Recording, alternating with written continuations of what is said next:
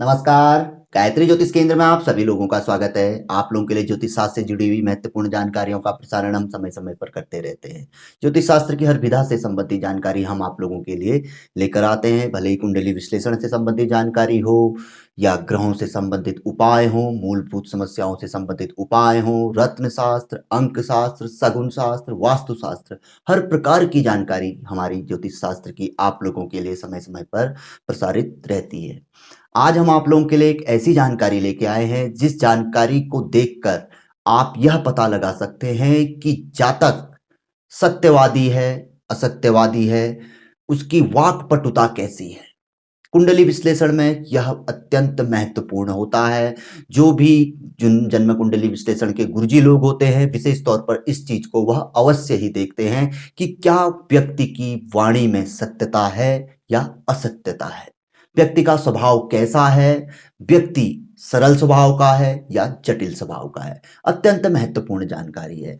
आज हम आप लोगों को बताएंगे उन जातकों के बारे में जिन जातकों में सत्यता कूट कूट कर भरी रहती है या असत्यता कूट कूट कर भरी रहती है। आसानी से सिर्फ एक चीज को देखकर जन्म पत्रिका में आप आसानी से पता लगा सकते हैं कि क्या व्यक्ति झूठ बोलने वाला है या हमेशा सत्य बोलने वाला है।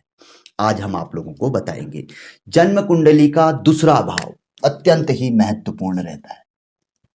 इसे वाणी का भाव भी कहा गया है, धन का भाव भी कहा गया है, परिवार का भाव भी कहा गया है, मित्र भाव भी कहा गया है। लेकिन महत्वपूर्ण वाणी, जिससे हम जग को भी अपने वश में कर सकते हैं और अपनों से भी वैर कर सकते हैं। तो बताया गया है कि यदि दूसरे भाव में यदि कोई पाप ग्रह, क्रूर ग्रह बैठ जाए, जैसे कि शनि, राहु, केतु, और दूषित हो जाए, यानी कि खराब स्थिति में बैठ जाए, मंगल भी है, सूर्य भी हो, या कोई शुभ ग्रह भी यहां पर को दूषित पाप युक्त होकर बैठ जाए, या यहां पर को पाप ग्रहों की दृष्टि पड़ जाए और यह भाव दूषित हो जाए, तो ऐसा जातक असत्यवादी होता है। यह हम नहीं कह रहे, यह शास्त्र में वर्णित है कि दूसरे भाव में यदि ग्रहों की कुदृष्टि पड़ रही हो या दूसरा भाव दूषित हो, दूसरे भाव में कोई पाप ग्रह, क्रूर ग्रह बैठ जाए, तो ऐसे जातक की वाणी पे भरोसा नहीं करना चाहिए। ऐसा व्यक्ति असत्यवादी होता है। समय समय पर अपना हित साधने के लिए वो असत्य का सहारा लेता है। या इस भाव का स्वामी कोई भी यहां पर को राशि बनती हो, उसका स्वामी कहीं नीचस्थ हो जाए, पाप युक्त हो जाए, त्रिक स्थानों में चले जाए, खराब ग्रहों के साथ युति करे, तो भी यही चीज देखने में आती है कि व्यक्ति के अंदर असत्यता का वास होता है, वाक्पटुता नहीं रहती है। वह अपने काम, अपने कार्य को निकालने के लिए असत्य का अवश्य ही सहारा लेता है। और ऐसे जातक के जीवन में धन की भी सदा सर्वदा कमी बनी रहती है। परिवारजनों का सहयोग ऐसे व्यक्ति को बहुत कम मिलता है। अच्छे मित्र ऐसे व्यक्ति को नहीं मिल पाते हैं।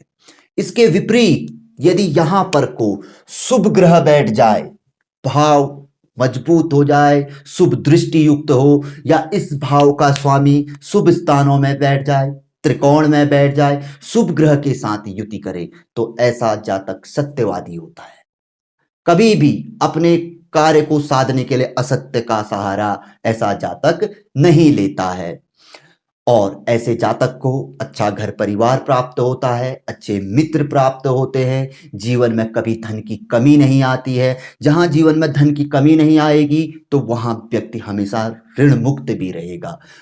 और पाप युक्त अगर दूसरा भाव होगा, पाप ग्रहों की दृष्टि यहां पर को होगी, पाप ग्रह, अशुभ ग्रह यहां पर को बैठे होंगे, तो ऐसा व्यक्ति जीवन में ऋणी रहता है। उसके ऊपर हमेशा कर्जा किसी न किसी रूप में बना रहता है। जरूरी नहीं कि धन का कर्जा, कई और भी प्रकार के कर्ज होते हैं, वह भी व्यक्ति के ऊपर पे, एहसान भी एक कर्ज माना गया है। किसी के द्वारा हमारे ऊपर की गई कोई कृपा अगर हम उसको लौटाते नहीं है तो वो भी एक प्रकार का कर्ज होता है। तो ऐसे व्यक्ति के जीवन में सदा सर्वदा यह चीज बनी रहती है।